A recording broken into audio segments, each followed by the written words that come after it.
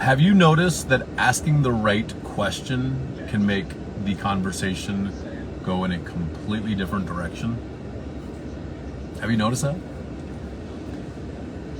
I am on a training right now and had a extremely busy day, but it's been super productive. I've been driving all around.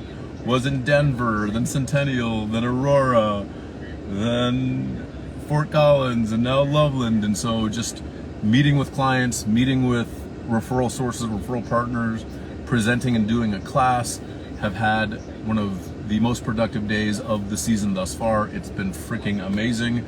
What's up, Chris? How are you, my friend?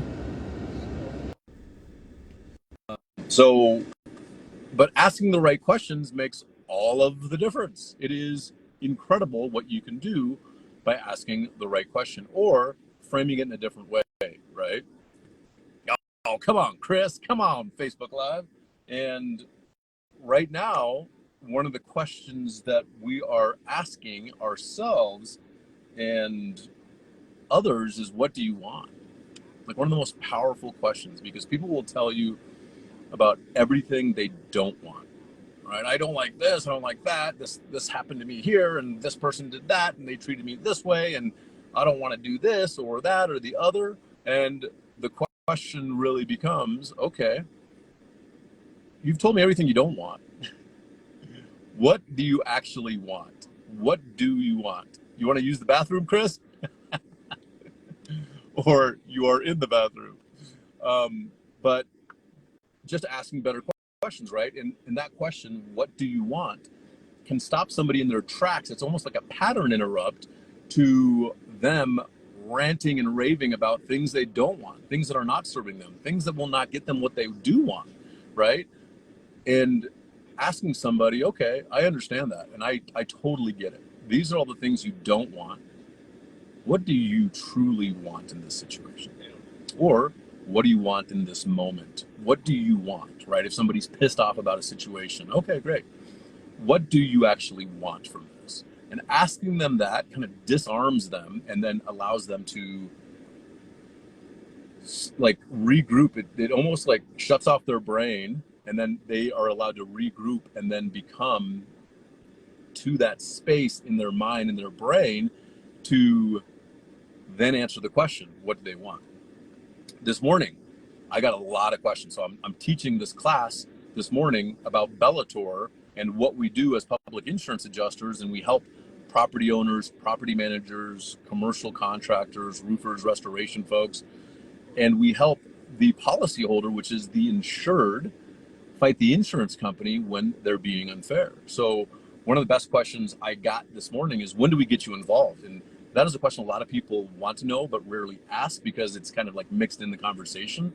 But when do you get us involved? And we always say we'd rather get involved at the very beginning, where we can actually affect a positive outcome and guide. I always say navigate the ship instead of trying to raise a sinking ship off the ocean floor. But that's a great question. So as we progressed through that conversation this morning, it was supposed to go about 15, 20 minutes.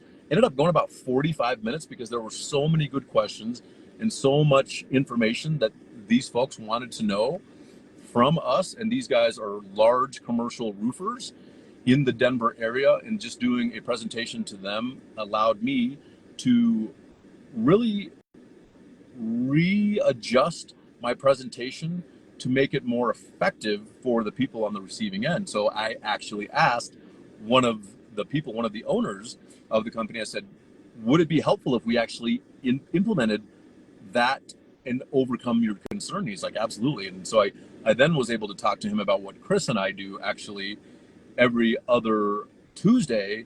Is we have what's our claims called our claims update meeting. And that allows us to get together and figure out what's going on with each claim, and then also figure out what's the next best step that we need to do. Are we waiting on the insurance company? Are they waiting on us?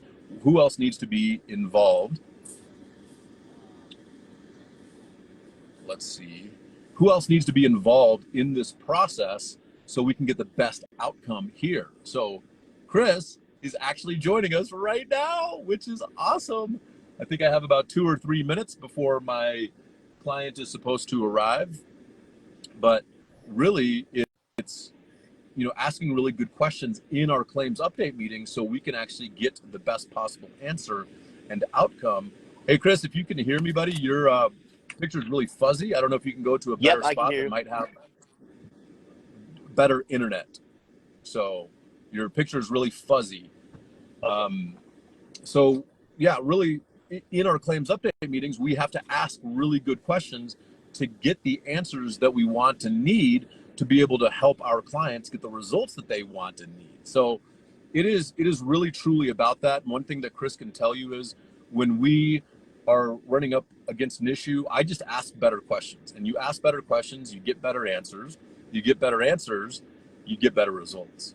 And so ultimately that's really the quick and easy synopsis of, are you asking the right questions at the right time to the right people? And so that also goes back to our business is I can speak until I'm blue in the face in relation to an adjuster call.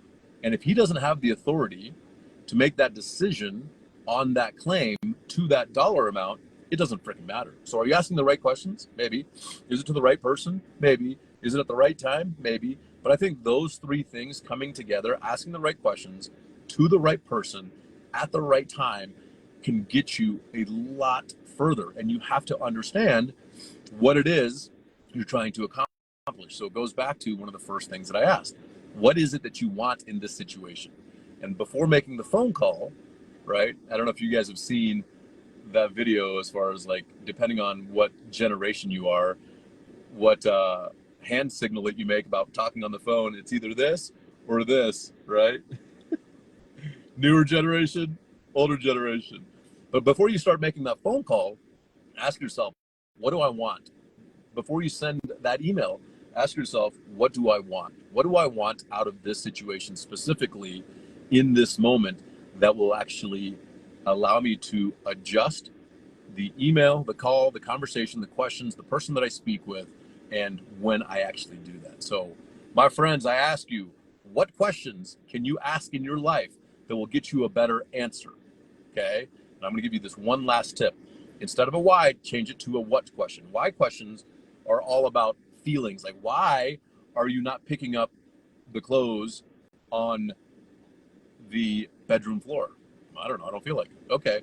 What would it take for you to pick up your clothes every single time, every single day off of the bedroom floor? And then there comes some accountability and some actions that can be had or taken to get the result that you want. Super simple example, but if you switch your why questions, why this, why that, why whatever, to what would it take? What would I need to do? What would you need to do? What would need to happen in this situation for us to get the result that we want? So, my friends, I leave you with that as I am expecting my client here for a very large check exchange because we are doing the work and we're fighting for the insured. BellatorClaims.com. Visit us.